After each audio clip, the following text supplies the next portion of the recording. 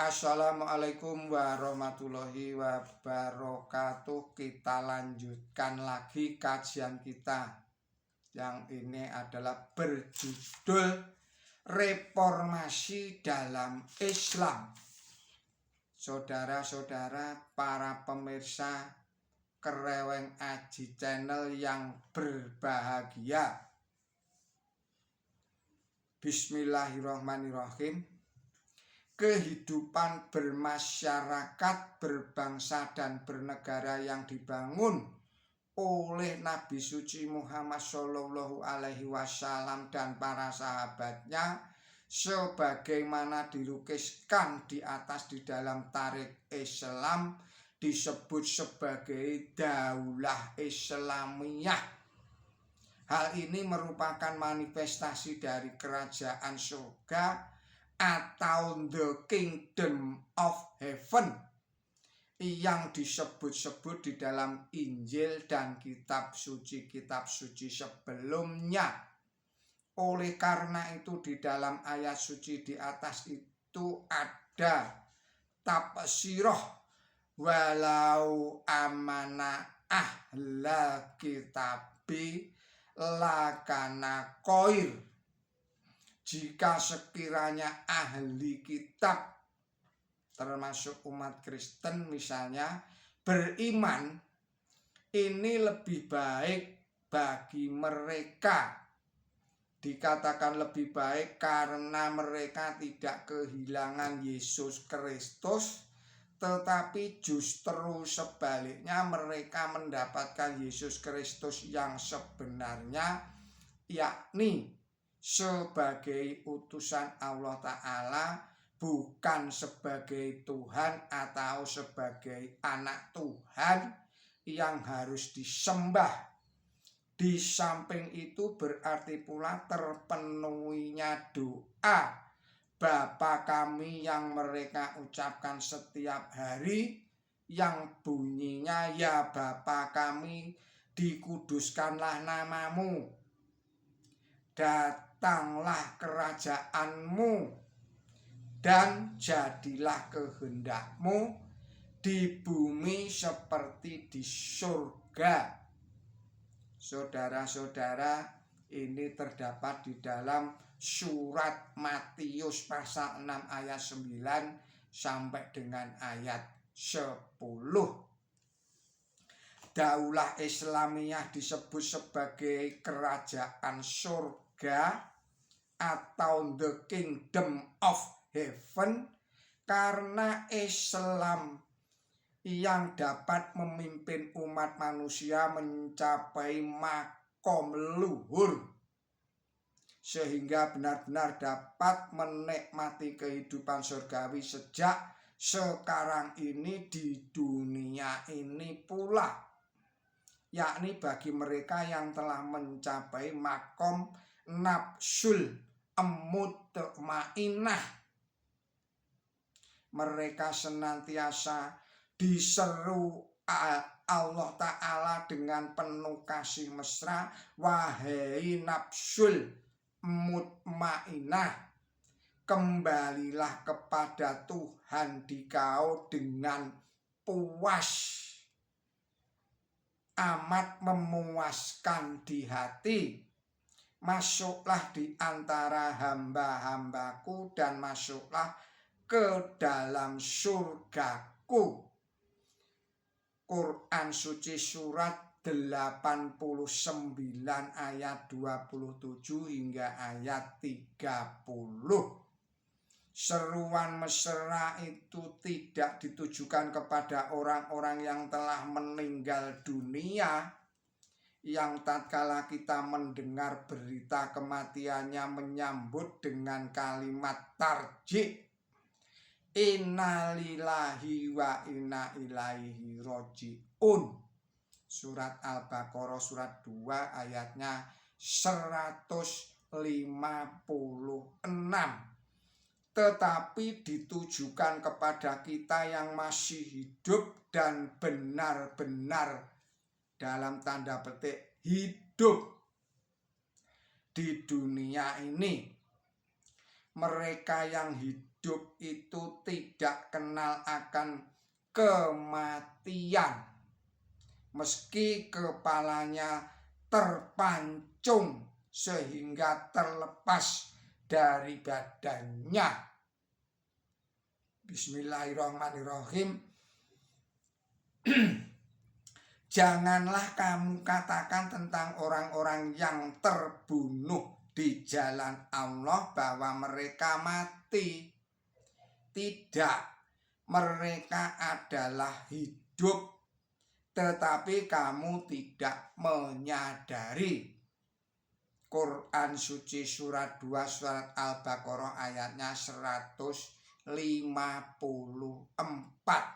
Saudara-saudara para pemirsa Kereweng Aji Channel yang berbahagia, jadi kehidupan surgawi telah dapat dirasakan sejak di dunia ini sebagaimana dinyatakan oleh Allah Ta'ala di dalam firman-Nya.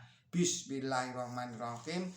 Dan orang-orang yang takut di hadapan Tuhannya akan mendapatkan 2 surga. Surat nomor 55 ayatnya 46, yaitu surat Ar-Rahman.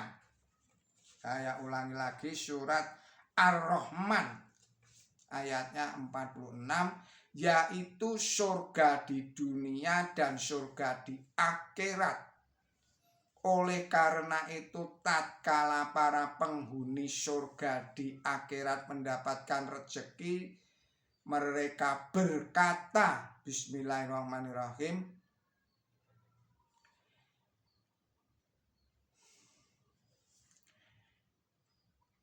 ini adalah yang diberikan kepada kami dahulu.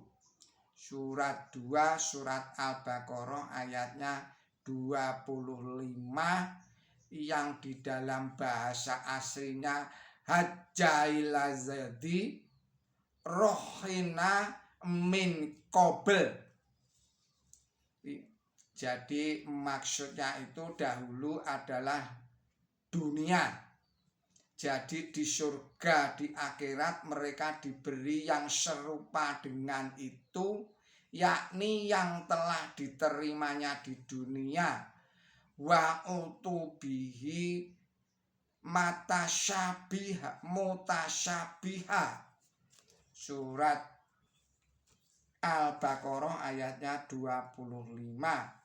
Daulah Islamiyah yang di dalam Injil disebut kerajaan surga itu disebut sebagai kerajaan Allah, the kingdom of God, yang di dalam bahasa kita para kaum Ahmadiyah Lahore menyebutnya sebagai kedaulatan Tuhan. Terdapat dalam anggaran dasar Gerakan Ahmadiyah Lahore bab Romawi 4 pasal 6. Oleh karena itu berbeda dengan kerajaan duniawi yang mempunyai batas-batas geografi, kerajaan Allah ini tidak memerlukan batas-batas geografis itu, sebab yang dimaksud adalah kerajaan Allah. Saya ulangi lagi dalam petik, kerajaan Allah, yang di dalam bahasa kita adalah sebagai kedaulatan Allah Ta'ala. Hal ini berupa kesadaran akan kerajaan atau kedaulatan Tuhan yang bersemayam di dalam hati manusia. Qalbun mukmin baitullah. hati orang yang beriman adalah rumah Allah. Terutusnya Nabi suci Muhammad Shallallahu Alaihi Wasallam untuk menegakkan keadilan Tuhan, karena lewat agama yang beliau bawalah seseorang mendapatkan kesadaran dalam arti yang sebenar-benarnya bahwa Allah Ta'ala senantiasa beserta dengan kita. Innallaha ma'ana. Surat 9 surat At-Taubah ayatnya 40. Dia lebih dekat kepada hambanya. Saya ulangi lagi. Dia, Allah, lebih dekat kepada hamba-hambanya daripada urat nadinya sendiri. Nahu akrobu alaihi min hablil warid. Quran suci surat 50 ayatnya 16. Sehingga jika hambanya bertiga, maka Allah yang keempat. Dan jika mereka berlima, maka Dia atau Allah yang keenam. Tidak kurang dan tidak lebih dari itu, di mana saja mereka berada. Quran suci surat 58 surat Al-Mujadilah ayatnya 7. Agar lebih jelasnya lagi, bandingkanlah dengan ajaran yang terdapat di dalam Perjanjian Baru kitab umat Kristen.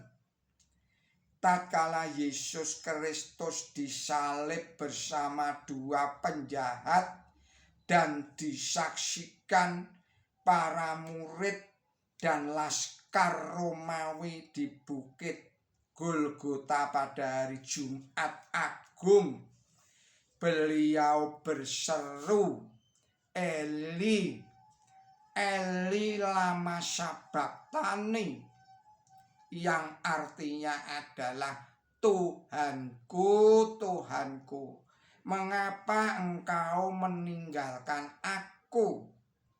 Surat Matius pasal 27 ayatnya 46.